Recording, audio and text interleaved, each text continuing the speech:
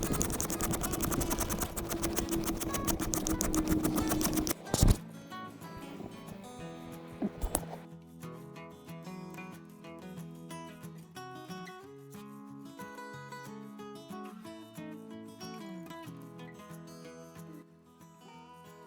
Bear Forest Knives Simple Scandi is affordable. It slices incredibly well, it carves well, it rides well on the belt. It's a phenomenal value for a custom handmade knife with a beautiful Kydex sheath.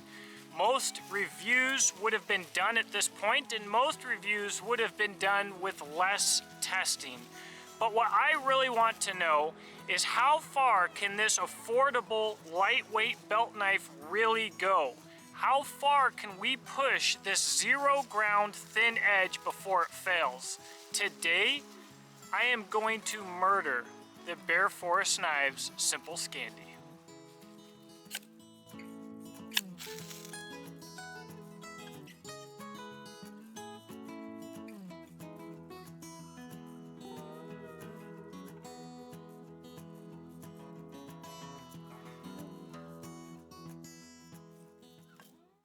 Hey guys, I'm Jacob and you're watching the Preppers Bunker Outdoors. This is a Christian conservative prepping and survival channel with a bit of military tactics and background.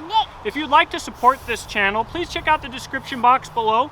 We have my websites, beachandtactical.com, where I sell handmade rifle slings, custom to order, and Exodus Knife and Tool. Our knives are made in the USA and are made to be practical. All right, this month, for the month of April, our sponsors is Black Bear Custom Kydex, because I love his Kydex work. So you can check him out in the link below for the month of April. We have a Patreon, we have affiliate links. Also, check out Kentuckiana Gunworks for locally made gun oils and grease. They're absolutely fantastic. And you can use the coupon code TPBO for a discount. Check that out. Let's get you right back to the content. So it comes with a Kydex sheath. This is a nice sheath. It rides well. Mine came with a metal clip. I'm not sure that they will always come with metal clips, but with the metal clip, it was easy to use. I could attach it to the inside of the belt or the outside. It's a nice rig with good retention.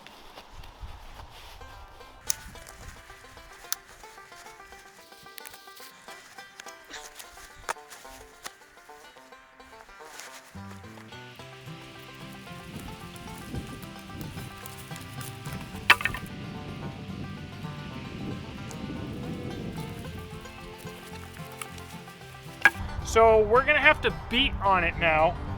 To do that, I'm actually going to have to split down some big old logs with my Red Beard Blades doggone Midnight Patriot. This thing is an absolute beefcake. And the reason that we're doing this is it's actually pretty difficult to find anything that would be a challenge for the Simple in normal, simple size. We've got a small blade length. So we're gonna baton down some of this stuff and we're gonna get some stuff to beat on the Simple with and see what it can handle.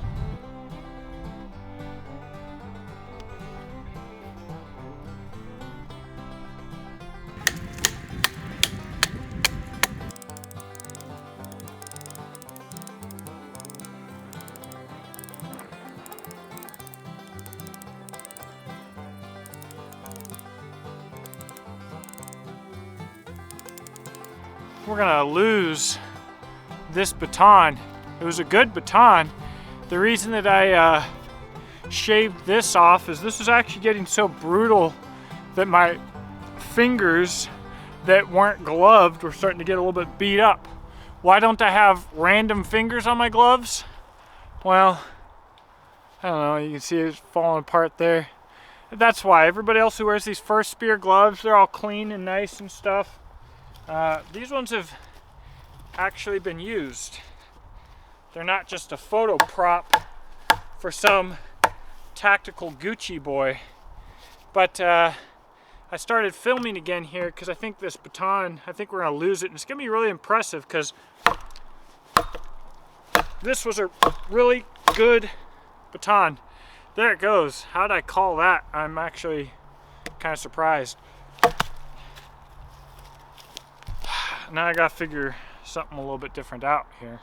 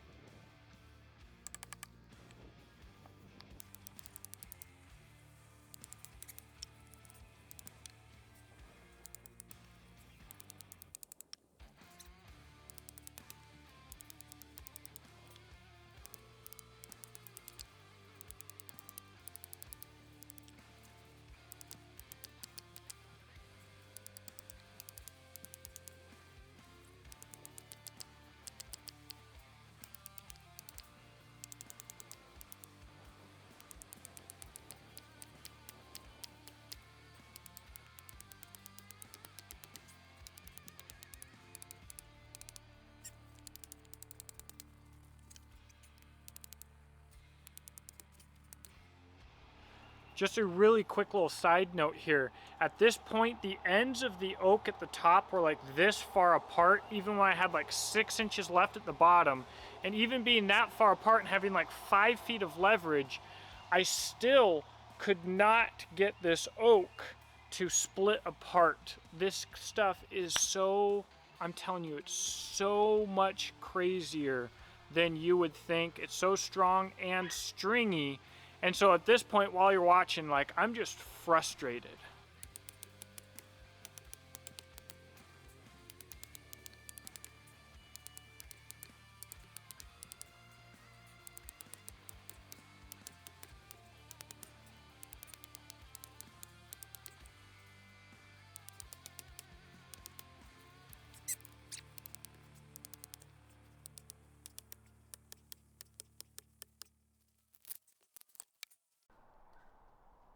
I couldn't be happier with these two blades.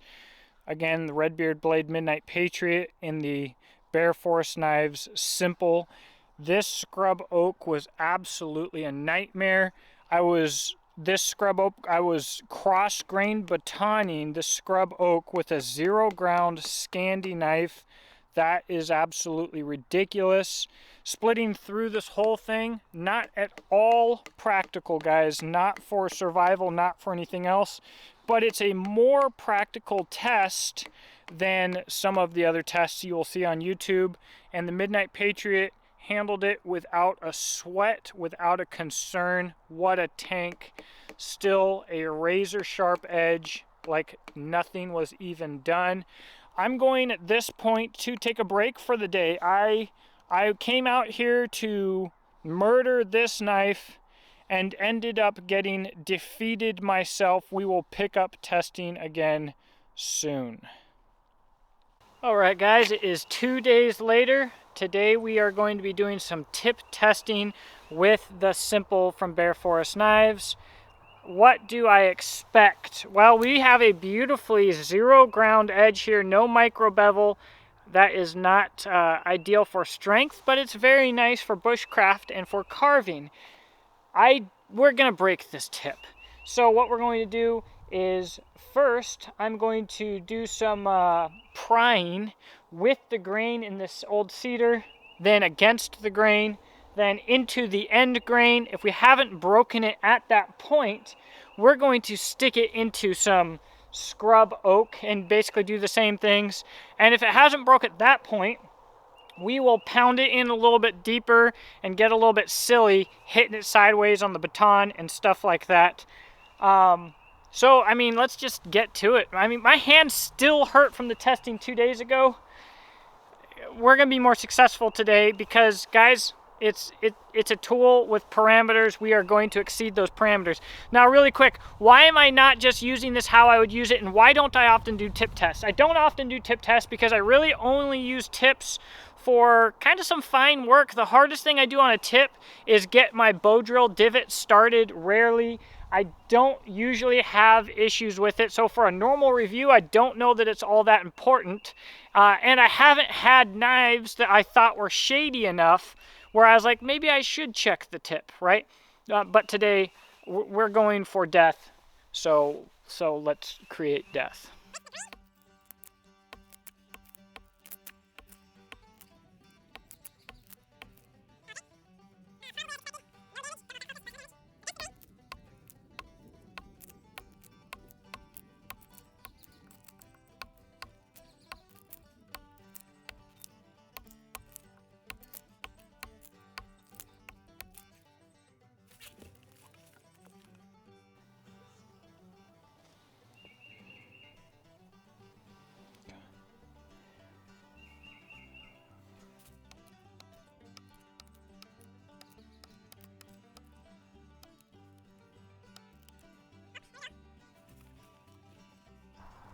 I think it was with that last jab there, we lost a bit of the tip. So let's go ahead and stick it to the scrub oak and see what happens anyways.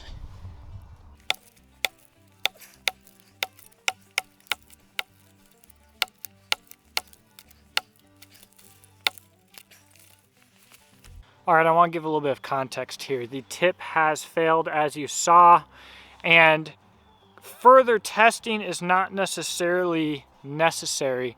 I see Joe X, who I have earned respect for over this time, continue to test a knife at this point, which is good for what he does. For what I do, I want you to understand that once you have broken your tip, it is exponentially tougher because you just removed the thinnest and finest part, the most fragile part from the knife. What is left is considerably tougher. Now, this knife has already been through a lot. We still have a wonderful edge, and this knife would have lost very little of its bush practicality. We could drop this point, this spine back. Like if I owned this knife and I just did this to this knife and I couldn't get it back to bare forest or anything like that, I would probably just very slowly drop this point down to the good edge, and I'd have a good edge again, and the knife would not even be less usable. But we're here for murder, so now we're going to do a little bit more murdering.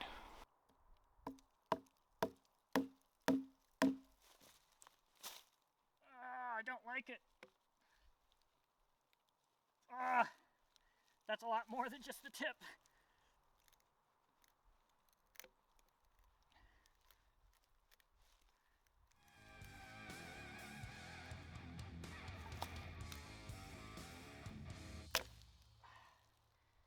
Golly. Wow. So we did not further damage the tip with that extreme test. We did not damage the handles. I'm not going to go any further than that here today because I don't have protective gloves. I am outside of my comfort zone prying on it like that. That was brutal. I still, even with the existing tip damage, I'm still shocked that we didn't get further damage. So with the way that I was bending the blade, I would have expected to see some gaps in the handles between the knife and the handle scales here. I would have expected to see potentially some cracks around the pins. I would have expected to get another break, probably up close to the tip, but we could have potentially gotten a break. We could have potentially broken the blade in half with that. So as we go forward from here, we're gonna have to get creative with new types of abuse. The first will be batoning through this scrub oak, and that was just an absolute nightmare before. It'll be a nightmare again. If we make it through that scrub oak, then we're just gonna have to get silly. But I am absolutely shocked with the strength of this knife given its grind, because it's such a nice fine edge, and you have to assume when you have a nice fine edge, you are going to lose strength. So for it to perform the way it does, especially at the tip, is really, really, really impressive. I talked to the owner of Bear Forest Knives already at this point, and I was telling him how impressed I am, and he wasn't even fazed. He's like, well, of course, I wouldn't make it if it wasn't that tough. So let's find out what it really takes. So what we're going to do here is we're going to test some edge stability, and we're going to do that with some carving into cedar down at an angle. So if you have problems with edge stability, what's going to happen here is you're going to get semicircle chips out of your edge. Now, cedar is not a brittle wood in general, but it sometimes can be a brittle wood, not because of how hard it is, but because of the variation between how soft it is at some points and how hard it can be at the knots. If the knife passes through that testing, which it probably shouldn't if we're going to be honest, then we are going to pop some notches out like we would for a lot of trap making and stuff like that. And so the first test just with the carving is what you would consider to be normal testing. The second test, popping the notch out, that could be considered knife abuse, especially with a zero ground knife like this. But it is a viable bushcraft skill to understand and be proficient with. Now, if we made it through both of those tests with no damage to the apex, then we are going to do some similar testing in the scrub oak, and then we will do some heavy duty batoning through the scrub oak, which I kind of personally hope we don't make it to because it'd be brutal. And if we make it through that, then I'm going to pound it into this wood, and we're just going to do an outright bend test. Through all of this testing, what will make that test relevant at this point is through all of this testing, if there are microfractures in this blade that you can't see with the eye, that is where it's going to snap unexpectedly in the bend test, and we should be able to look at it and tell. If we bend it all the way over and get a whole lot of bend before it breaks, or if it does a whole lot of bending and doesn't break, at that point we know that this thing is just an absolute tank. So let's get started.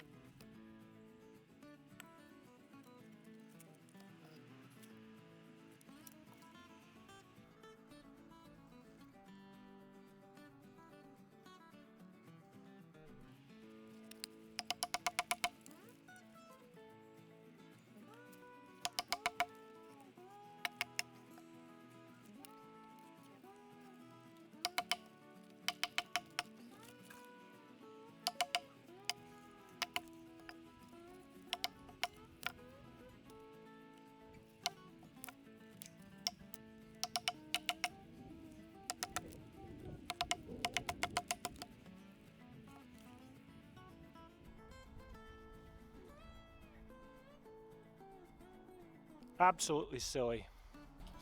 All right, so look at this notch. This is a deep notch in oak. This is a 0 ground knife. This is why I think saws on the back of knives are dumb. Honestly, I don't like them, even if I like some companies that do it. But I can much more quickly and efficiently make a notch for my traps or anything else. I can size it really nicely. I can pop it out really quick. Usually you don't go nearly this deep with anything like that. And so you'll notice that I was really torquing on this blade even with the baton, and that's a little bit silly. It probably looked even more silly than it was because I'm trying to use a hand away from the camera, so I'm not blocking everything that I'm doing. So I did feel a little bit awkward there, but popping your notches out is one thing, but going deep and then using a baton to pop your notches out is another thing entirely. This would certainly constitute knife abuse, and in the bush I probably wouldn't even do this so much like I did here with a normally ground knife with a micro bevel. To have popped that out without any issues with a 0 ground Scandi is a little bit silly. So since we are already a little bit silly, I guess let's start batoning this thing up. I've got my work cut out for me.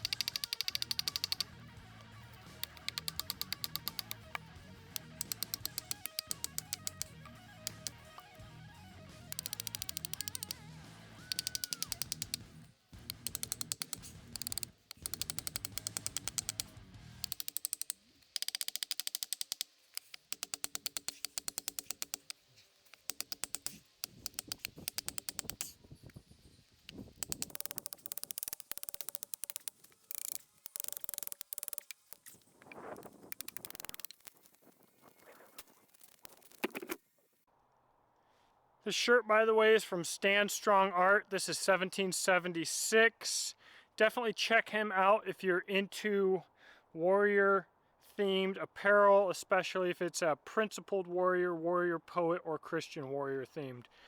So what have we got?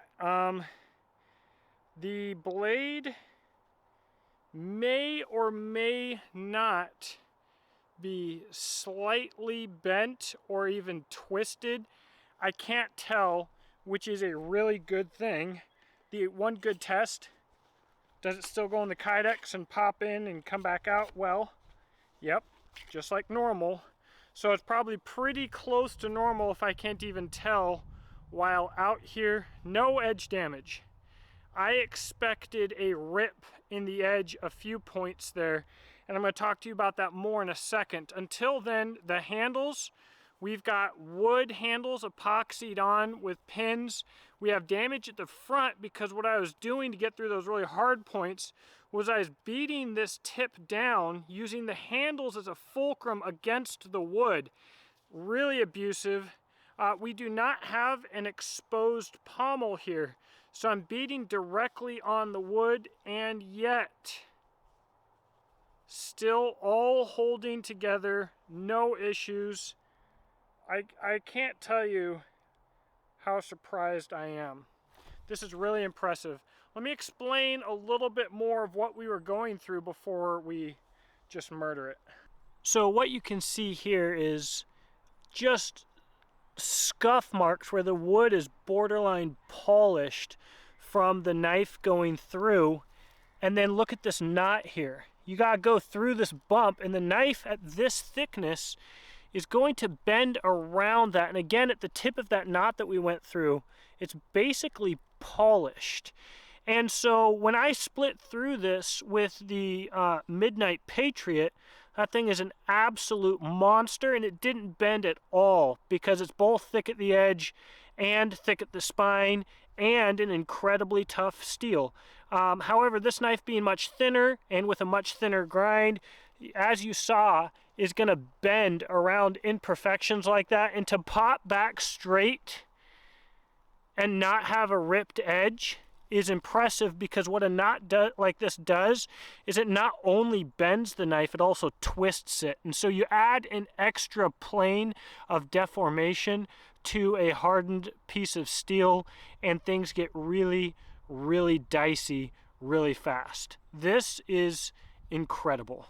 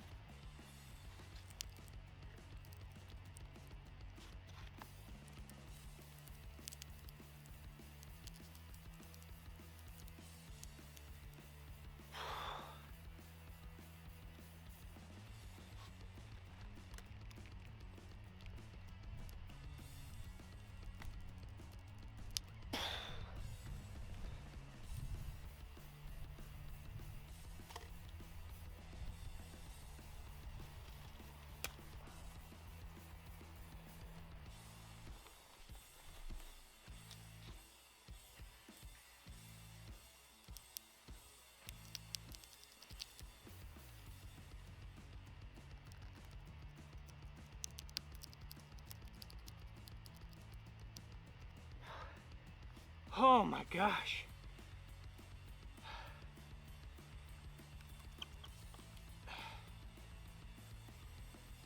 She's getting a little twisty. Getting a little twisty.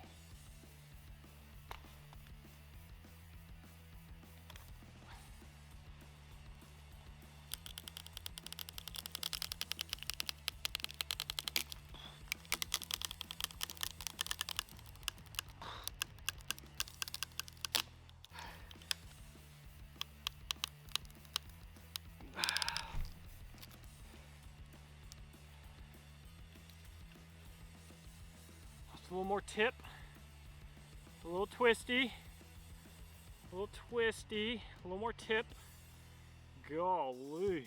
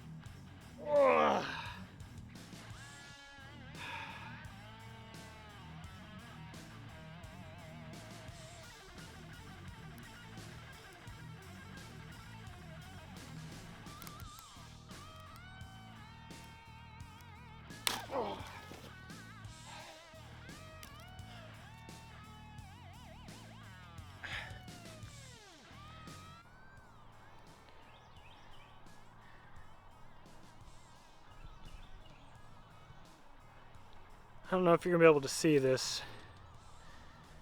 I might have to take a picture and put it in here. Look how fine the grain structure is. I mean, it's just super, super fine. None of that thick, grainy crap like when you saw Joe X break the Tops Operator 7 and it just looked like sand. This is like glass, dudes. I'm gonna post another picture here while I'm speaking, but this, if you break a knife and you look into it, this is what you see right here. That means somebody was paying attention during the heat treat. And again, in a real survival situation, I've still got a doggone knife. We lost a half of a handle scale here. Not surprised at all, given the amount of bend. I mean, that's no fault of that. So, wow. Wow, wow. Hey guys, if you made it through this whole review, I really, really appreciate it. Let me know what you think in the comment section below. Guys, check out Bear Forest Knives. The value represented by the Simple Scandi blows my mind. The reviewing should speak for itself, right? So consider checking out the description box below and how you can support this channel so that I can continue to review knives and to make content. Again, thank you for watching, and I hope that you have a blessed day. And